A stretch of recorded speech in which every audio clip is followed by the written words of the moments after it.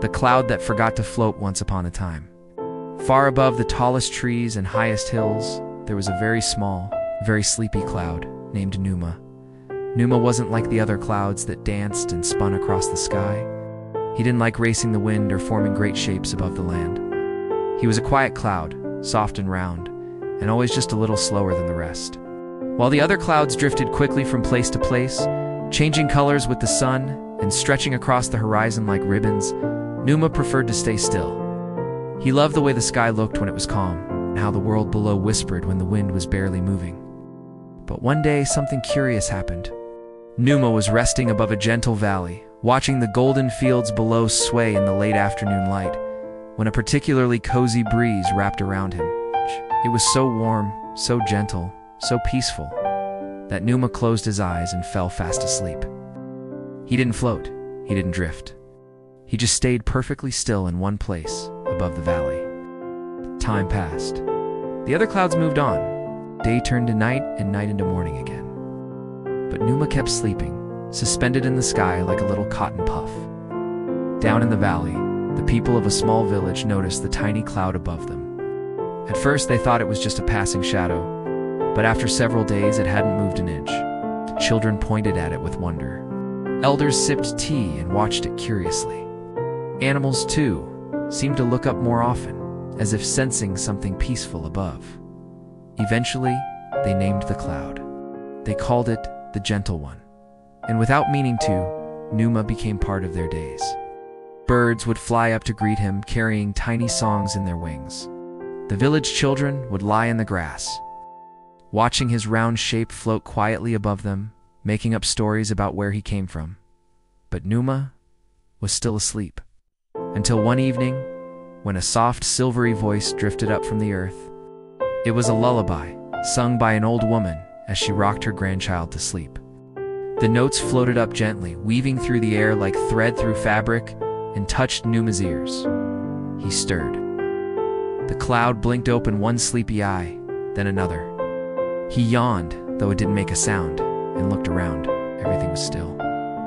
Quiet, warm. The sun was beginning to set, painting the sky in soft pinks and sleepy oranges.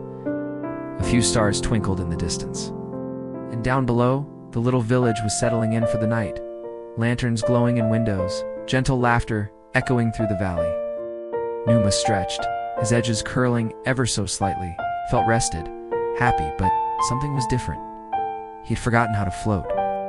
No matter how he tried to drift away, his soft body stayed still, not stuck, just unsure. He thought, maybe I need to remember. So he listened. He listened to the lullaby still floating up from the little house. He listened to the wind weaving through the trees, carrying the scent of warm bread and wood smoke.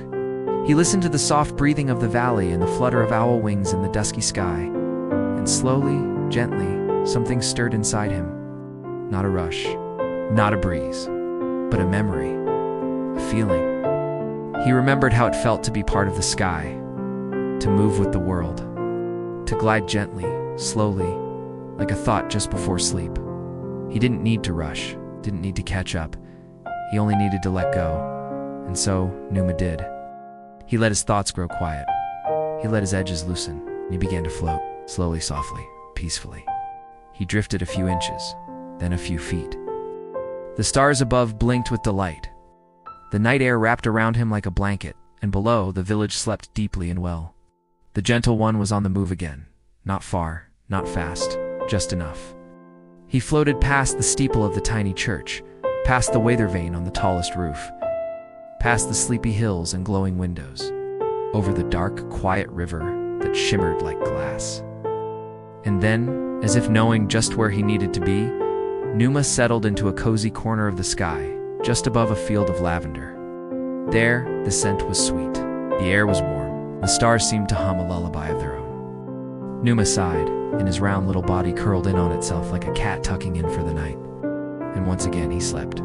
But this time, he remembered how to float in his dreams. High above the world, Numa dreamed of gentle winds, of sleeping fields, of starlight dancing across sleepy rivers. And in the village below, every single dreamer, from the smallest child to the oldest heart, dreamed peacefully too, because even the sky needs soft, slow clouds. Even the wind needs something gentle to carry. And sometimes all it takes to remember how to float is to rest. So close your eyes now. Let your thoughts drift. Let your breath slow and float, just like Numa. Into the quiet, into the calm, into the dream. Good night.